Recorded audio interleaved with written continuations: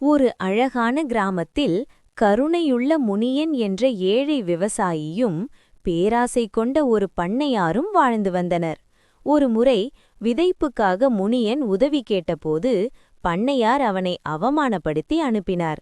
மனவருத்தத்துடன் வீடு திரும்பிய முனியன் தன் குடிசையில் கூடு கட்டிய குருவிக்கு அன்புடன் அடைக்கலம் கொடுத்ததோடு ஒரு பாம்பிடமிருந்து அதன் குஞ்சை காப்பாற்றி காயமடைந்த அதற்கு பணிவிடையும் செய்தான்.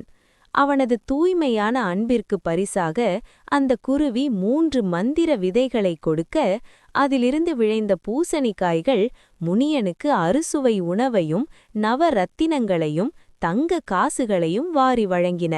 இதைக் கண்டு பொறாமைப்பட்ட பண்ணையார் தானும் செல்வம் பெற வேண்டும் என்ற தீய எண்ணத்தில் ஒரு குருவியின் காலை தானே உடைத்து அதற்கு உதவுவது போல நாடகமாடி 3 விதைகளைப் பெற்றார்.